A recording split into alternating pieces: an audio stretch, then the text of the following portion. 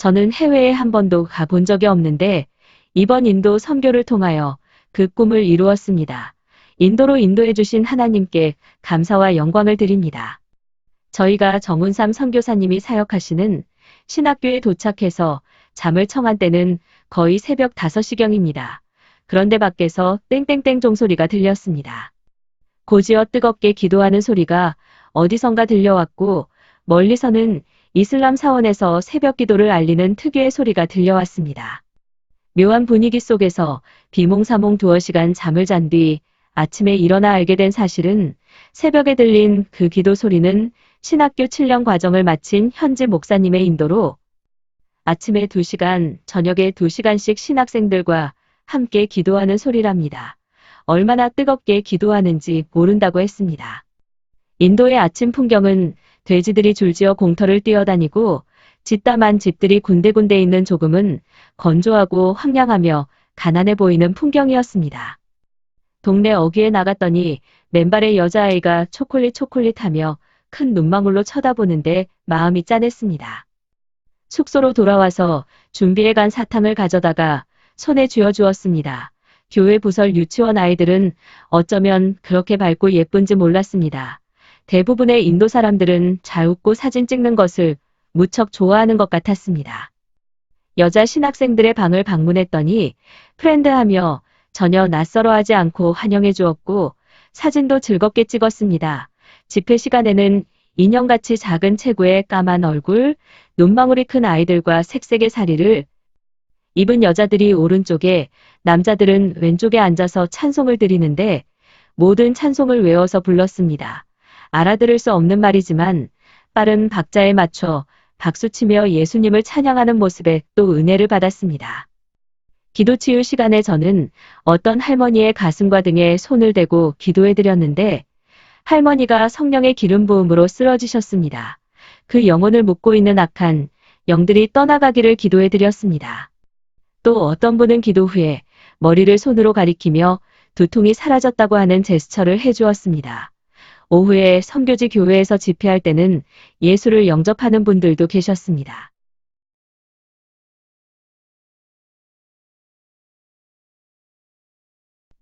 우리나라의 1970, 80년대의 부흥 때처럼 그들의 영혼이 참 맑고 순수하며 복음이 들어가기 좋은 심성이라는 생각이 들었습니다.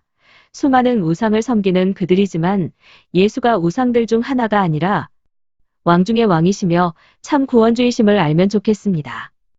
그들을 위해 기도할 때 여자들의 배를 안수하면 거의 딱딱했고 어떤 분은 내 손을 자기 가슴에 끌어다가 기도받기를 원했는데 눌림과 아픔과 슬픔의 느낌들이 저를 확 사로잡아서 너무나도 안타까운 마음으로 기도해드렸습니다. 둘째 날 오후엔 거의 2~3시간가량을 고속도로를 달려서 선교지 교회에 갔습니다. 고속도로라고 해봐야 온갖 차량들이 무질서하게 고개운전을 하듯이 달렸습니다. 소가 지나가는가 하면 역주행을 하는 차들도 있어서 간장이 다 녹는 듯 했습니다.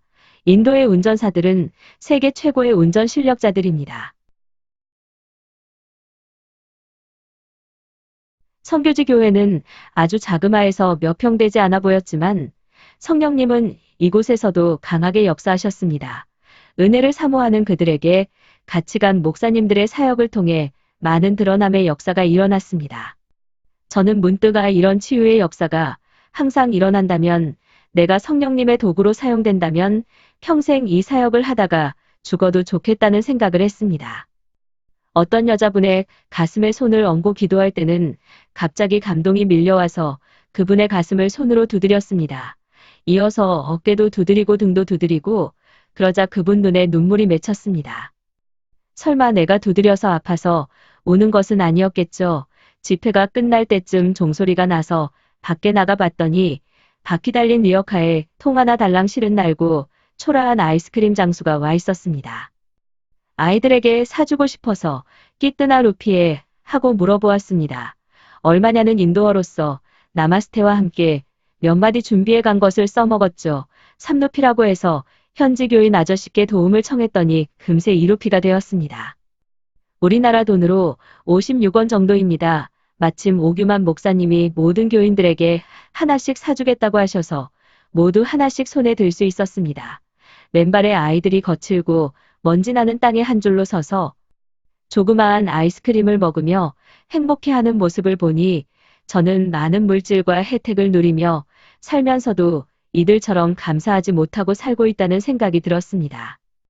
그분들께 하나님도 증거하고 기도 치유도 해드리고 아이스크림으로 작은 행복도 드린, 그래서 우리가 더 행복한 시간이었습니다. 저희들이 떠날 때 어떤 분이 비닐봉지에서 장미꽃 한 송이씩을 꺼내어 주셨는데 어딜 봐도 황량해 보이는 이곳에서 장미꽃을 어떻게 구하셨을까 생각하니 감동이 물결쳤습니다. 돌아오는 차에서는 그 교회의 황은영 선교사님께서 손수 준비하신 김치볶음밥 도시락을 먹으며 이런저런 현지 선교 사정을 들었습니다. 저희 대전팀 4명은 즉석에서 별도의 선교원금을 걷어서 드렸습니다. 숙소로 돌아와서는 각자의 의약품이랑 과자와 비상용 컵라면, 커피 등 개인 소지품을 빼고는 모두 박스에 담아서 전해드렸고요. 물질은 어디서 어떻게 사용되느냐에 따라 그 값어치가 달라지는 것 같습니다. 사흘째에는 벵갈루루에서 가장 빈곤층이 사는 곳을 방문했습니다.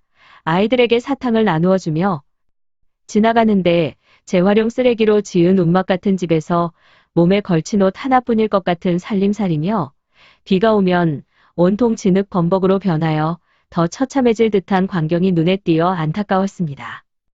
하지만 그들의 표정만큼은 너무나 환했습니다. 우리나라 비름나물 같은 풀을 손질하고 있기에 이름을 물었더니 친절하게 대답해 주었습니다. 한 가족과는 사진도 같이 찍었는데 카메라 속 자기 얼굴을 확인하고는 즐거워했습니다. 돌아 나오는 어귀에서 할머니 한 분이 일행에게 간증을 하셨습니다. 백내장 때문에 눈이 잘 안 보였는데 기도받고 눈이 잘 보인다고 하셨습니다. 할머니의 눈망울은 정말 깨끗했습니다. 가슴과 왼손을 대고 환하게 웃으며 감사하다고 하시는데 가슴이 벅찼습니다.